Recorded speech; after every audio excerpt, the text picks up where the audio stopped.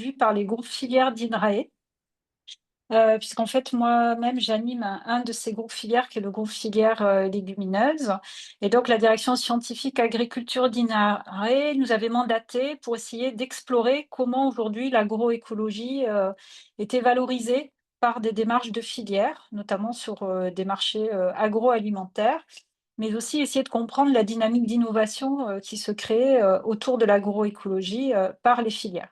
Donc je vais vous présenter, la démarche qu'on a entreprise, la démarche de travail de ce chantier et les résultats, sachant qu'on a eu aussi l'apparition d'un numéro spécial dans la revue Innovation agronomique qui vient de sortir au mois de mars et qui reprend aussi, la démarche de travail, les principaux résultats et certains articles qui ont été conduits par d'autres animateurs, de groupes filières qui ont approfondi aussi, certains cas. Donc je vous invite aussi, vraiment à regarder le numéro, en complément de cet exposé. Et puis je terminerai l'exposé par un prolongement de travail qui se poursuit aujourd'hui dans le cadre du DIFICLE Octave financé par la région Occitanie, qui vise à accompagner, des filières en démarche de transition vers l'agroécologie. Et là, la posture de recherche change puisque là, on se place plutôt en méthode accompagnement à la réflexion stratégique et opérationnelle, d'acteurs qui réfléchissent à une démarche, de filière. Mais le cadre, d'analyse repart en grande partie de celui qui a été expérimenté pendant le chantier. Alors pour commencer, je vais d'abord revenir, un court instant sur, les éléments, de contexte et motivation, à ce, chantier, qui nous avait été commandé par, l'ADS, la Direction scientifique agriculture d'INRAE. C'était de dire qu'effectivement, on avait aujourd'hui un contexte institutionnel plutôt favorable au développement de l'agroécologie, hein, qui s'est consolidé fortement au cours des 10 dernières années avec, d'abord un accroissement des publications, scientifiques. J'en ai mis quelques-unes, en exergue, ici sur la slide.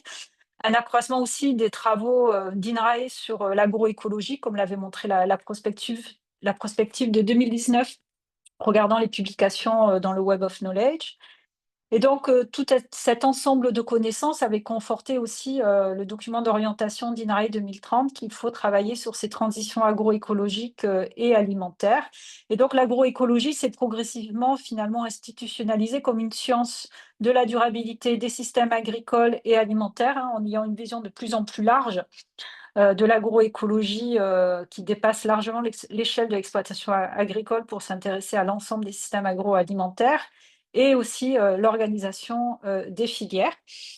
Et donc, cette institutionnalisation donne en quelque sorte une direction du changement pour penser, la transition des systèmes agroalimentaires, mais aussi, des filières qui les constituent. Alors pour préciser aussi notre point de départ dans la réflexion, on a utilisé finalement les grilles des principes de l'agroécologie qui avaient émergé finalement de toute cette littérature scientifique. Alors vous connaissez sans nul doute la grille des 10 éléments, qui a été publiée par la FAO et qui repartait en grande partie, des travaux de Barrios, et al. Où là l'agroécologie est déclinée en 10 grandes dimensions, on appelle ça, des principes ou éléments. Qui sont des éléments finalement aussi bien d'ordre technique, quand il faut travailler par exemple, des pratiques qui vont permettre, un recyclage, de la matière. Penser aussi une certaine circularité ou des synergies, mais également des dimensions, sociales qui vont être très présentes dans les principes de l'agroécologie, en particulier la co-création et le partage des connaissances, mais aussi des notions de gouvernance responsable, qui vont être une dimension saillante aussi dans la reconception des filières autour de l'agroécologie et puis les valeurs humaines et sociales qui peuvent, transparaître dans la reconception, des systèmes. Donc, nous dans le chantier, on s'est beaucoup appuyé sur cette grille-là. Il en existe d'autres. Il y a aussi la grille, produite par le panel d'experts de haut niveau sur la sécurité alimentaire et la nutrition, hein, le HLPE, où dans cette grille-là, on retrouve, les 10 dimensions, de la FAO, mais qui sont un peu complétées, augmentées de certaines dimensions et qui font aussi le lien avec les 5 niveaux de Gleisman, repartant, d'un premier niveau qui est, d'augmenter, l'efficacité d'utilisation, des intrants pour réduire, leur usage, à progressivement une reconception, des systèmes, puis des enjeux de reconnexion avec, le système alimentaire. Donc des grilles, autour des principes de l'agroécologie, il en existe plusieurs. Il y a aussi, je ne l'ai pas mise là, mais récemment, l'Europe a elle-même produit une grille avec, l'association, Agroécologie Europe. Donc, il y a vraiment une marque d'institutionnalisation de l'agroécologie, et en France, qui avait été aussi marquée par la loi de modernisation agricole de 2014. Bon, tout ça, vous connaissez. Il y a ces grands principes qui donnent une direction du changement. Le constat qu'on faisait au moment du chantier, c'était de dire, en revanche, pour l'instant, on ne sait pas vraiment comment les filières s'emparent de l'agroécologie, comment l'agroécologie constitue cette direction du changement. Est-ce que ça motive des filières qui s'interrogeaient sur une transformation des systèmes agricoles et alimentaires à y aller, ou au contraire, des filières qui étaient déjà engagées dans une forme de reconception à plus s'affirmer autour de l'agroécologie, parce qu'il y a cette institutionnalisation, ce contexte propice à promouvoir l'agroécologie, tant avec la disposition de connaissances scientifiques que des nouvelles règles qui évoluent dans la législation. Donc, il y a peu d'analyses à l'échelle des filières pour avoir finalement cette approche un peu plus systémique à l'échelle du système alimentaire. Alors, quand je dis peu d'analyses, ça veut dire qu'il y en a quand même quelques-unes. Alors, je voulais rappeler en élément introductif qu'il y a effectivement les approches AIDH que vous connaissez très bien, qui est toute la littérature qui s'est développée sur les innovations couplées. Donc là, j'ai repris une figure qu'a utilisée récemment Mireille Navarrete dans un exposé, où là, les innovations couplées, donc vous cherchez à reconnecter des domaines d'innovation qui, dans la logique précédente, avaient tendance à être pensés séparément. On pensait l'innovation à l'échelle d'exploitation agricole, mais pas forcément en lien avec l'innovation possible dans le système alimentaire. Et là, l'idée, c'est bien de reconnecter les différents maillons, composantes du système agricole et alimentaire pour arriver à reconcevoir les systèmes, d'où cette notion d'innovation couplée qui va embarquer finalement des approches à l'échelle des filières. Donc, il y a ces travaux-là. On fait aussi le constat, et on le rappelle dans le numéro, on a fait tout un inventaire dans le numéro que finalement, il y a aussi beaucoup de rapports qui existent sur la multiplication des démarches de filières différenciantes, c'est-à-dire des démarches de filières qui, sur le marché agroalimentaire, vont se différencier par des mentions valorisantes, qu'elles soient publiques, hein, par exemple la GVE ou les signes de la qualité de l'origine, ou des mentions privées, différentes marques collectives aussi, qui se développent aussi bien dans les filières pour la grande distribution, la consommation, que dans la restauration collective aussi, qui s'empare aussi avec de nombreuses nouvelles certifications qui visent à promouvoir une agriculture plus durable. Et puis les exigences aussi de reporting non financier avec toute la politique RSE, de responsabilité sociale et environnementale des entreprises, qui amène aussi à faire valoir des démarches plus durables avec une approche filière. Mais tout ceci reste plutôt de l'ordre du rapport, de l'inventaire, mais pas forcément d'une analyse, on va dire scientifique, de la démarche d'innovation qu'est entreprise dans ces démarches de filière. Donc le chantier est parti de ce constat en disant, est-ce qu'on peut arriver à analyser comment une démarche de filière conduit des activités d'innovation en faveur de la transition agroécologique?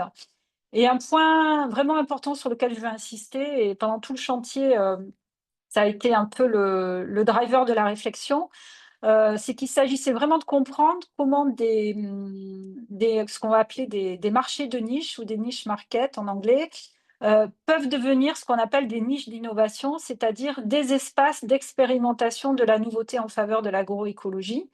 Et donc, ce n'est pas parce qu'une filière a un marché différenciant que ce marché différenciant est forcément en lien avec l'agroécologie.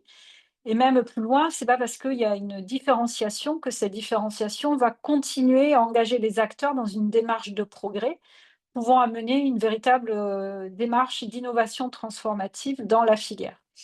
Donc il y avait vraiment un enjeu d'arriver à essayer d'objectiver comment on peut analyser ces dynamiques d'innovation. Alors le cadre d'analyse qu'on a mobilisé et déployé est expliqué dans le numéro de la revue. Je vais revenir ici brièvement sur certains de ces cadres, parce que je pense que ils sont quand même assez bien connus maintenant, pour essayer de comprendre comment les filières jouent un rôle dans ces processus de transition. Alors, on est reparti des approches dites multiniveaux qui sont développées par la communauté des Transition Studies, avec notamment cette approche MLP développée par Frank Gills, mais aussi des auteurs comme Raven et Smith. Donc ce schéma-là est assez connu. Vous savez tous que donc vous avez des enjeux, hein, dans le premier niveau, on a des enjeux sociopolitiques, économiques qui feront pression et qui peuvent amener le régime en place que composent les différents groupes sociaux de tout secteur d'activité à une forme de déstabilisation, dans le sens où il faut essayer d'agir et d'intégrer des innovations plus durables. Mais cette déstabilisation euh, peut être une simple recomposition sous forme d'une meilleure efficience, mais qui ne va pas forcément amener à une reconception, refondation plus profonde vers les principes de l'agroécologie. Et donc, une hypothèse forte de ces cadres théoriques, c'est de dire que ce sont des fameuses niches d'innovation au sens de réseau d'acteurs qui s'organisent pour essayer de développer des choses beaucoup plus différenciantes, des innovations plus radicales qui sont susceptibles de s'ancrer plus fortement dans les principes de l'agroécologie.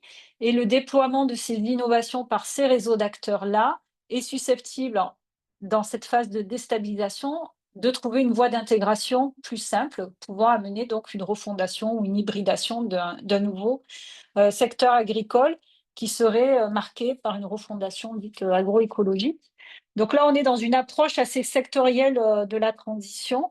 Et dans cette transition sectorielle, en fait, ce qu'il faut comprendre, là, je me suis inspirée d'un autre schéma qui avait été proposé par Gil Seraven en 2006, où en bas, vous avez les ronds rouges, c'est toujours ces fameuses niches d'innovation. Elles sont nombreuses, elles peuvent se connecter entre elles, elles peuvent elles-mêmes s'hybrider.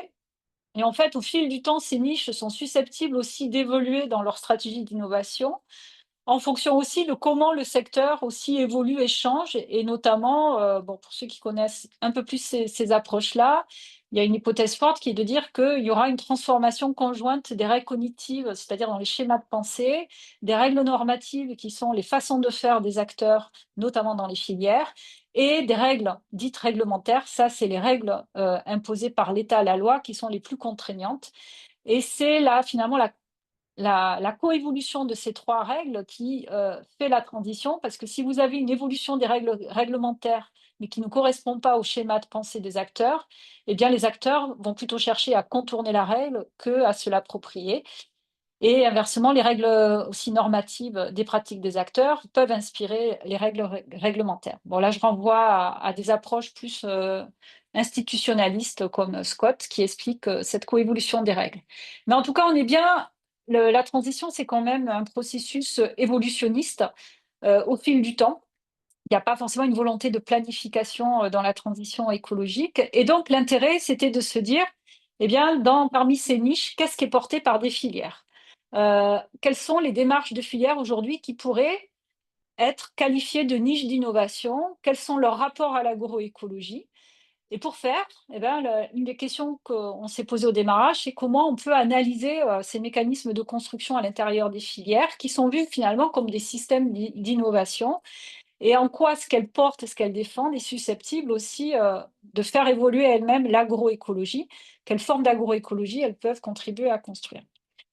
Alors, la méthodologie qu'on a choisi d'adopter pour essayer de faire cette analyse de comment les filières peuvent être finalement qualifiées de formes de niche d'innovation permettant de contribuer à un processus de transition agroécologique, nous a amené finalement à se pencher sur une autre littérature, qui est la littérature en économie de l'innovation des systèmes sectoriels d'innovation, qui en fait définissent un ensemble de fonctions clés pour comprendre comment s'opère un processus d'innovation à une échelle sectorielle. Alors ça, c'est une littérature très spécifique. Les auteurs, les ayant premiers formalisés, ce sont Eckert et Bergek, ça vient plutôt des pays Nord-Europe, qui ont listé 7, 8, selon les variantes, il y a des variantes, mais 7, 8 fonctions clés d'innovation qui vont permettre de structurer une démarche sectorielle d'innovation.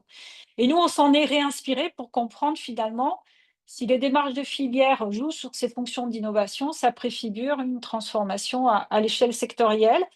Donc, on était quelques auteurs à essayer d'appliquer ces cadres-là au secteur agroalimentaire, puisque cette littérature de Eckert, Bergek sur les fonctions d'innovation, elle a surtout été déployée dans des secteurs à plus forte intensité technologique comme les transports, l'énergie, la mobilité, et très peu dans le secteur agroalimentaire. Donc, on s'est inspiré de premiers travaux et on a choisi de retenir là ici plusieurs fonctions qui allaient essayer de comprendre en fait comment se construit une démarche d'innovation dans une filière différenciante. Donc, c'est-à-dire dans une filière qui cherche à construire un marché euh, essayant de faire une connexion avec l'agroécologie. Et donc, il était important de regarder en fait dans cette démarche d'innovation comment ces acteurs, collectivement à l'échelle de la filière, arrivaient finalement à construire une direction du changement, c'est-à-dire quelle est la direction choisie, quels objectifs, à quel principe de l'agroécologie cette direction du changement s'inscrit prioritairement. Et cette direction du changement, elle va bien sûr passer très rapidement par l'orientation qui va être choisie de positionnement sur le marché. Donc, on a essayé de comprendre quelles étaient leurs stratégies de signalisation finalement sur le marché. Est-ce que cette différenciation sur le marché, elle était aussi garantie par des audits internes ou par des certifications externes? Ça n'a pas le même effet diffusionniste et de contrôle. Ensuite, on a essayé de regarder finalement comment ces démarches de filière s'appuyer sur un développement de connaissances nouveaux, c'est-à-dire que dans cette démarche de filière, il y a peut-être nécessité d'avoir des connaissances spécifiques et on sait que relativement à l'agroécologie, on a besoin de connaissances et d'apprentissage de manière très importante. Et donc le but, c'était de voir aussi comment elle s'appuyait sur des connaissances robustes pour aussi construire finalement la légitimité de la démarche, d'autant plus qu'il faut souvent défendre et faire valoir ces innovations auprès des pouvoirs publics afin de mobiliser des ressources. Et pour faire valoir aussi au pouvoir public, la démarche de filière en œuvre, eh bien, il va falloir objectiver la capacité que la filière a à entreprendre une forme de gouvernance et de sécurisation des relations entre les membres de la filière, ne serait-ce que pour sécuriser les investissements qui peuvent être réalisés à l'amont et à l'aval, et essayer, par exemple, toujours pareil par rapport au principe de l'agroécologie, finalement, les modes de décision dans ce processus de gouvernance, est-ce qu'ils s'apparentent à une forme de co-construction ou ça reste des démarches plutôt imposées par l'aval? Et ensuite, on s'est aussi interrogé beaucoup sur la manière dont ces démarches arrivaient à étendre leur réseau d'acteurs, il s'agit aussi que ces démarches d'innovation puissent contribuer à la transition. Et donc, il y a l'enjeu de s'associer à d'autres parties prenantes pour faire connaître, mais aussi pour alimenter la démarche de progrès en associant d'autres parties prenantes aux réflexions, que ce soit côté société civile ou différents organismes intervenant sur le marché. Donc je vais revenir ici en fait dans le temps qui reste, je vais revenir un petit peu sur les quelques résultats saillants de la démarche et après je vous expliquerai comment on utilise aussi ce cadre des fonctions d'innovation pour alimenter aussi des ateliers réflexifs avec des filières qui réfléchissent à développer une démarche de filière. Alors dans le numéro, vous retrouverez en fait les cas qui ont été explorés. Alors en fait, comme on est plusieurs groupes filières, chaque groupe filière était chargé d'investir certains cas relativement à son objet d'étude. Donc pour ma part, j'ai animé le groupe filière légumineuse, donc j'ai beaucoup travaillé moi sur le cas Roquette, la démarche poids protéagineux autour du standard SAI. J'ai regardé aussi la marque Bien cultiver les légumes et légumes secs bien cultivés de la marque de coopérative d'Aussi, en lien avec le groupe Eureden. Et d'autres animateurs, après, ont travaillé plus précisément sur d'autres filières et j'ai pu participer à certains des entretiens, mais pas à tous. Donc, au total, le chantier a regroupé une soixantaine d'entretiens qui ont été retranscrits pour nous appuyer sur le codage thématique. Et au préalable de ces études de cas, on avait aussi conduit des entretiens exploratoires avec différents services du ministère, de l'INAO et chacune des interprofessions ou instituts techniques de ces filières pour aussi questionner avec eux le choix des cas qui allaient être étudiés.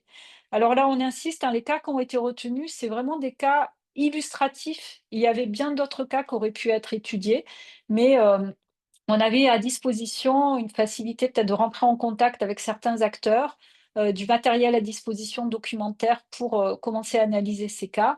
Et donc ces cas, on a cherché à les sélectionner par rapport voilà, à la diversité et l'étendue de leur démarche de filière qui des fois restait plutôt concentrée sur l'amont ou arrivait à embarquer des opérateurs à la seconde transformation et voire la grande distribution ou des opérateurs liés à la restauration.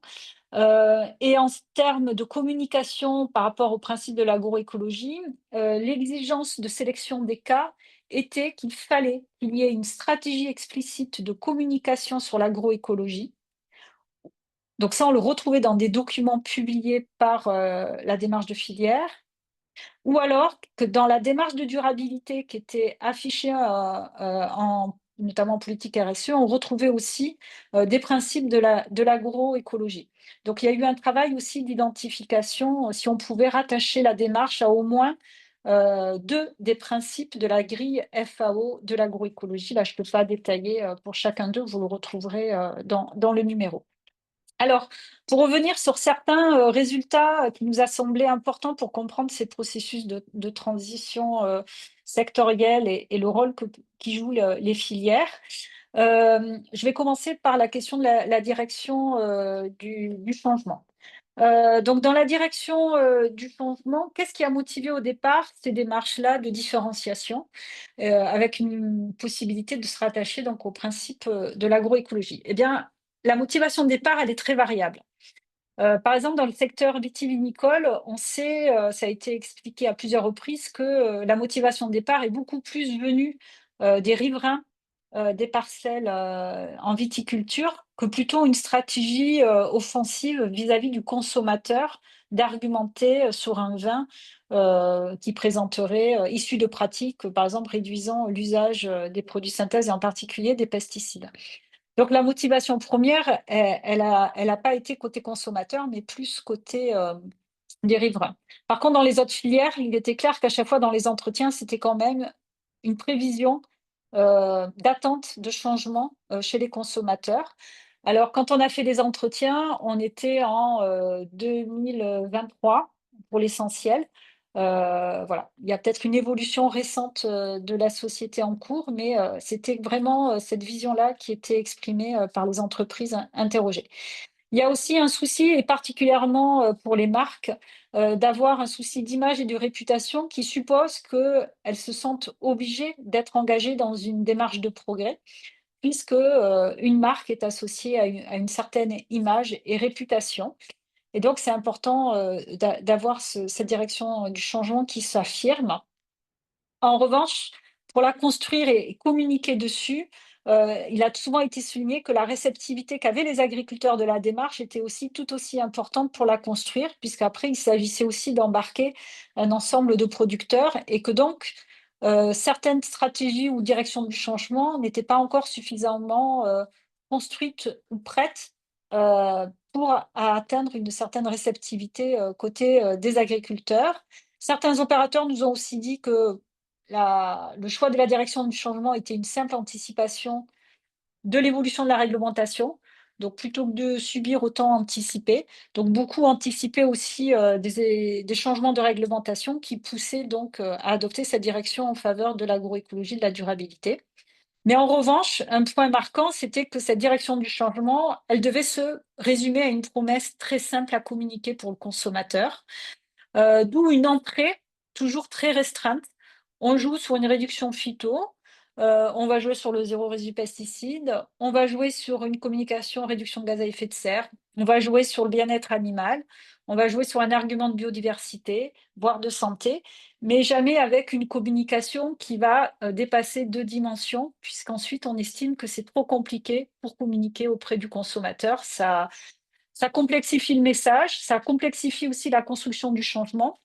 Et donc, la stratégie des entreprises, et ça, ça, quand on a discuté entre groupes filières des résultats de chacun des cas, on sentait bien qu'il y avait un cheminement qui se construisait dans les filières avec une entrée, et de cette entrée-là pouvait ensuite être capitalisée sur une démarche de progrès qui pouvait amener à complexifier la reconception du système, mais que c'était un vrai cheminement dans le temps et que les voies d'entrée étaient très, très variables.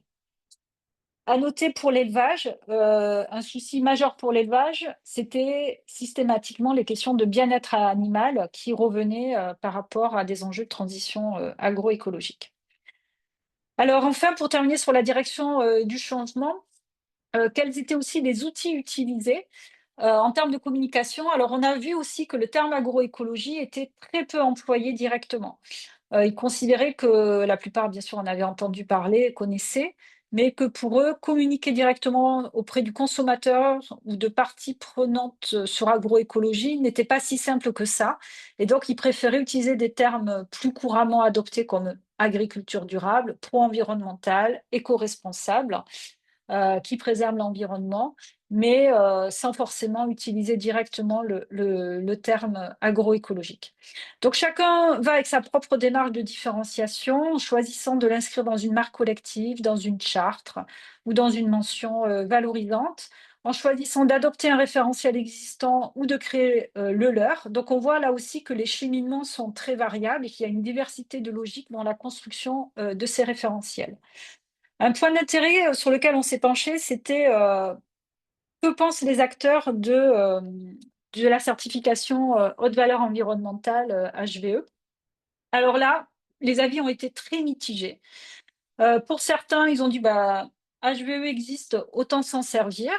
Et donc, ils ont cherché à consolider souvent des directions du changement qui étaient déjà entreprises en disant eh ben, on va s'appuyer sur HVE qui vient de sortir pour renforcer notre démarche, ça nous facilitera l'obtention aussi d'aide. D'autres qui a affiché un refus catégorique de rentrer dans HVE parce que ça ne correspondait pas soit à leur direction, soit avaient peur de s'enfermer dans un système qui les bloquerait dans leur propre réflexion ou démarche de progrès. Il n'y a que dans le secteur du vin, où vous savez que c'est là où il y a le plus d'exploitation certifiée HVE, où le vin, il y a eu un fort engouement dessus parce que je pense que le secteur viticole était un des secteurs qui a démarré le plus tôt cette direction du changement, du fait de cette pression riverain. Et le HVE est devenu pour eux désormais une clé de référencement dans la grande distribution. Et donc aujourd'hui, si on n'a pas une certification, donc HVE ou d'autres qui existent, ça devient très difficile pour les produits issus de la vigne à se faire référencer dans les circuits de distribution. Mais pour les autres secteurs, c'est encore bien moins présent. Donc, est-ce que HVE à terme peut devenir un standard minimal d'entrée du marché? Ça reste très variable selon les secteurs d'activité. Ensuite, sur le choix de la construction du marché, c'est la signalisation. Donc, en économie, vous savez que le signal de marché, c'est essentiel parce que c'est ça qui donne à voir de la différenciation qui va permettre de justifier un différentiel de prix sur le marché.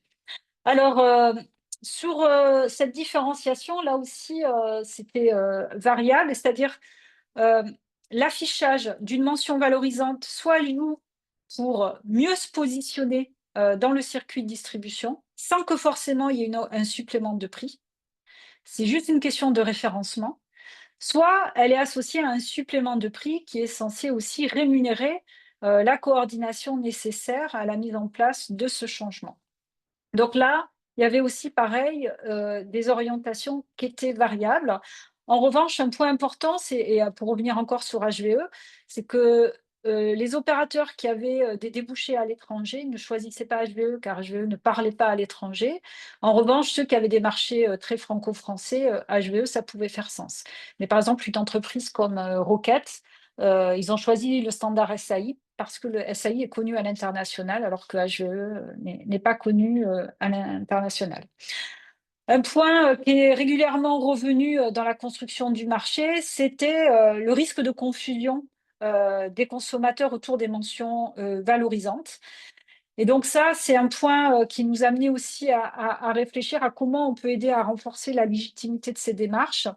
Euh, on s'est notamment interrogé pendant le chantier si, pour renforcer la lisibilité de ces démarches, on pourrait créer une démarche d'engagement en faveur de l'agroécologie qui fait une forme d'analogie aux chartes qui avaient existé par le passé pour la nutrition et la santé avec les chartes PNNS, où les opérateurs engagés dans un changement des recettes alimentaires pour avoir un meilleur effet santé pouvaient inscrire une mention en ce sens, qu'il y avait une démarche de reconnaissance, d'engagement parce que les cheminements de changement et pour aller vers cette agroécologie sont très variables. Les chemins d'entrée et les voies de reconception sont différents d'une filière à l'autre, différentes entre secteurs de production, et c'est difficile d'uniformiser, mais de marquer le fait qu'il y a un engagement de changement pourrait aider à renforcer la légitimité de ces démarches, mais interrogeant aussi à quelles conditions on peut obtenir ça s'il y a une démarche de certification qui est un contrôle par un organisme tiers, alors que les démarches qui reposent sur un audit interne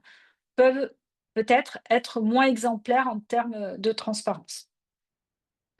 Sur le développement des connaissances, les points saillants de l'étude ont été de montrer que finalement, ces démarches-là renforçaient toute la construction d'un conseil technique dédié, avec des bases de données partagées, une remontée d'informations de chez les agriculteurs ou éleveurs vers le reste de la filière pour réfléchir au changement des pratiques. Donc là, on voyait qu'il y avait une vraie volonté de développer les connaissances pour consolider la démarche avec donc des dispositifs d'interaction entre l'aval et l'amont qui se renforçaient, des opérateurs de première ou seconde transformation qui avaient spécifiquement créé, par exemple, des postes de direction agronomique pour pouvoir mieux dialoguer avec les opérateurs de l'amont dans la démarche de filière. Et donc, toujours avec cette idée de progressivité et d'amélioration continue en développant leurs propres connaissances. Alors, dans le développement de ces connaissances, ce qui était intéressant de voir, c'était que finalement, beaucoup s'appuyaient sur de nouveaux acteurs intermédiaires en dehors du réseau classique de conseil. Alors, on sait déjà que le conseil agricole a beaucoup évolué au cours des 20 dernières années et qu'il y a de plus en plus une diversité de sources de conseils dans le monde agricole. Mais là, on voyait bien que la mobilisation des réseaux classiques, que ce soit par les chambres ou des interprofessions ou instituts techniques, était très variable d'un secteur à l'autre et dépendait très étroitement de la manière dont s'organisait l'interprofession. Les interprofessions qui avaient des antennes régionalisées, finalement, ont resté plus mobilisées que celles qui restaient à une échelle nationale et avaient peu d'antennes dans les territoires. Et beaucoup d'acteurs intermédiaires nouveaux en promotion de pratiques agroécologiques comme une agriculture du vivant, l'association Noé et d'autres, étaient de plus en plus mobilisés ainsi que des ONG pour accompagner la réflexion collective de la filière dans le changement de pratique. Donc là, se posait aussi une question qui était, dans ce développement des connaissances dans une logique, de transition plus large à l'échelle du secteur, comment on pouvait arriver à faire interagir tous ces dispositifs de construction des connaissances pour contribuer au partage et à la diffusion, des pratiques qui sont expérimentées dans ces démarches de filière considérées comme des niches, d'innovation. Enfin, sur les dernières fonctions de gouvernance et de sécurisation de la démarche, là, les points saillants, c'était bien qu'ils cherchaient tous à avoir une gouvernance assez collégiale pour maintenir une forme de cohésion de l'amont à l'aval, gagner en expertise et consolider des valeurs partagées. Donc les formes décisionnelles, si elles étaient variables, il y avait quand même cette volonté forte de gouvernance collective qu'on va retrouver quand je vais revenir après à la fin sur les principes de l'agroécologie qui étaient le plus souvent cités. La gouvernance responsable, c'est quelque chose qui transparaissait assez fortement dans ces démarches-là, qui se veulent être vraiment co-construites et pas imposées par un seul amont ou par un seul aval. Donc ça, une démarche une dimension sociale très marquée dans ces processus de filière, avec notamment, alors là, si on rentre un peu plus finement sur de la technique de coordination entre maillons des filières, l'usage de ce qu'on peut appeler des contrats de production, c'est-à-dire des contrats de commercialisation avant la mise en production avec un cahier des charges d'obligations de moyens ou de résultats. Euh, qui venait sécuriser la démarche de filière sur des qualités différenciantes. Sans contrat, il n'y a pas forcément une objectivation sur et une sécurisation de la démarche. Et puis le contrat est l'occasion aussi de définir une formule de prix qui peut être plus transparente et incitative pour engager le changement et l'effort. Avec le plus souvent, il y avait quand même un complément de rémunération qui était associé aux agriculteurs et éleveurs engagés dans ces démarches. L'autonomie décisionnelle des agriculteurs, puisque l'agroécologie renvoie aussi ce principe de co-construction des connaissances, et puis les agriculteurs restent des chefs d'entreprise euh, autonomes, qui ont leur autonomie décisionnelle sur la conduite de leur production. Alors là, c'est questionné lorsqu'il y a des contrats qui vont imposer un certain nombre d'éléments sur l'itinéraire technique. Et donc, on voyait aussi là des démarches de filière qui essayaient même de changer la donne en disant on ne fournit pas un cahier des charges, mais on va fournir un cahier de ressources avec des propositions d'orientation possibles pour entrer dans une démarche vertueuse et on laisse l'agriculteur choisir la démarche qui lui convient le mieux. Donc là, à nouveau, ce principe de co-construction, mais une co-construction qui cherche à sécuriser la démarche de filière. En revanche, ces contrats restent quand même beaucoup monoproduits. Et là, on a trouvé aucune démarche de filière qui cherchait à travailler, par exemple, des cahiers des charges qui embarqueraient plusieurs productions ou une rotation spécifique. Donc là, ça reste, une faible gestion de la diversité des productions, dans ces réseaux. Sur l'extension du réseau, donc je vous disais l'extension du réseau, c'est aussi comment on associe des parties prenantes de manière à diffuser la démarche promue, mais aussi à s'enrichir des connaissances d'autres parties prenantes pour réfléchir à la démarche de progrès qui est mise en œuvre. Donc là, on voit que ça s'élargit, alors je vous disais déjà avec les réseaux de conseil, hein, mais on voyait bien qu'il y avait aussi la volonté, même dans les adhérents à la démarche, d'associer des opérateurs de nature, très variable.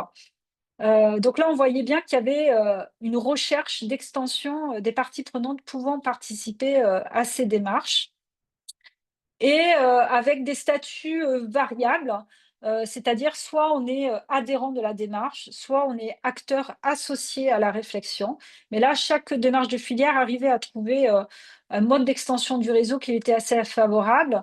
Par contre, elles étaient toutes conscientes que, il fallait travailler cette extension du réseau pour consolider et promouvoir la démarche.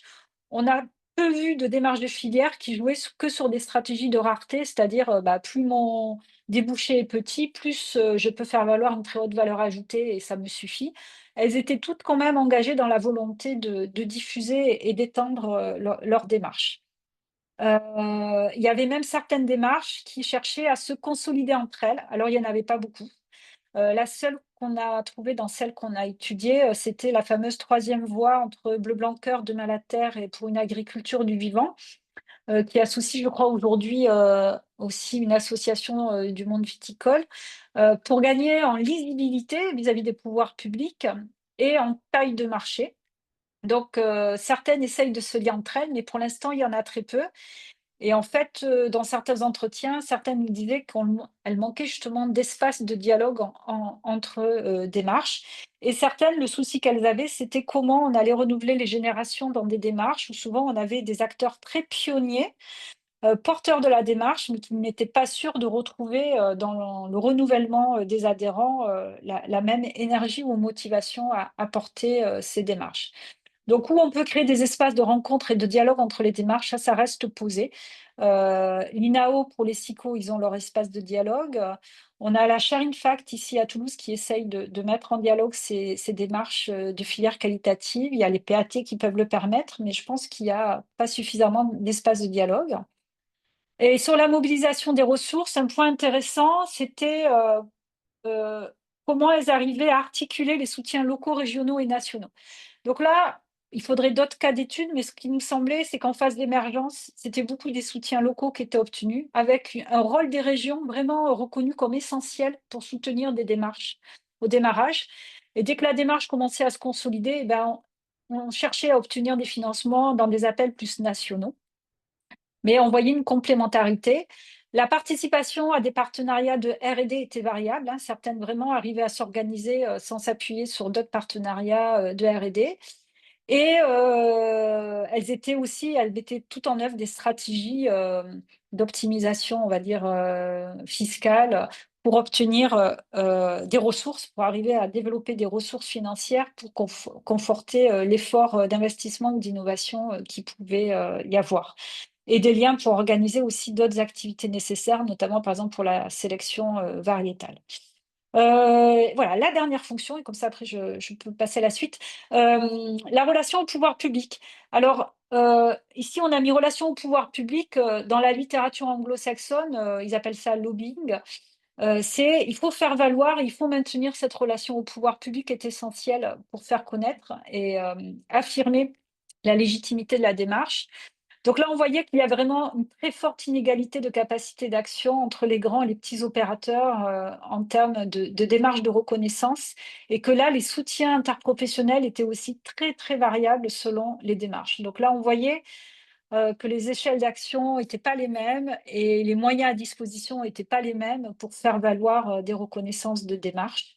Certaines choisissaient aussi pour, en phase d'extension de leur démarche, par exemple, c'est le cas de la marque de coopérative d'Aussi, de se servir du dispositif Egalim pour, mieux positionner leurs produits et pouvoir s'appuyer, sur de nouveaux, débouchés. Enfin, donc, vous voyez, donc en fait, toutes ces fonctions, nous, ça nous a servi de grille objective. Et ce travail-là nous a permis d'obtenir une grille qui visait à objectiver comment le processus d'innovation est engagé dans ces démarches de filière pour les comparer entre elles. Et on clôturait aussi après, pendant les entretiens, on leur avait demandé, quand ils nous ont expliqué leur démarche d'innovation, finalement, on leur repositionnait la grille des 10 principes, 10 éléments de l'agroécologie de la grille FAO, et on leur demandait de nous citer quels étaient les trois principes clés, selon eux, qui expliquaient le mieux leur démarche. Et en fait, étonnamment, des fois, on pouvait s'attendre à ce que ce soit des éléments techniques sur lesquels ils reviennent. Et finalement, les plus cités ont toujours été co-construction et partage des connaissances, valeurs humaines et sociales. C'était vraiment les dimensions sociales de l'agroécologie à chaque fois qui ressortaient plus fortement. Était fréquemment aussi cité la gouvernance responsable, les enjeux de résilience face au changement climatique, d'efficience. Très peu cité la culture et les traditions alimentaires qu'on a retrouvées dans des démarches de filière plutôt SICO. Et alors, très très peu cité, ces questions de diversité, synergie, d'économie circulaire. Certaines filières nous disaient on est conscient qu'il faut y aller, mais on ne sait pas encore comment s'y prendre, et notamment des marques qui n'arrivent pas à se fédérer avec d'autres marques pour arriver à avoir une stratégie, on va dire, plus offensive pour proposer des cahiers des charges qui joueraient sur la diversité de production. Donc voilà pour ce chantier agroécologie et marché, dont vous retrouverez aussi tous ces éléments expliqués plus longuement avec plus de détails dans le numéro d'innovation agronomique. Pour conclure sur le chantier, sur quelques points importants, ce qu'on peut retenir, c'est que finalement l'agroécologie parlait à tous les opérateurs. C'était un cadre qui leur semblait pertinent. Pour autant, ils ne cherchaient pas à y communiquer explicitement dessus.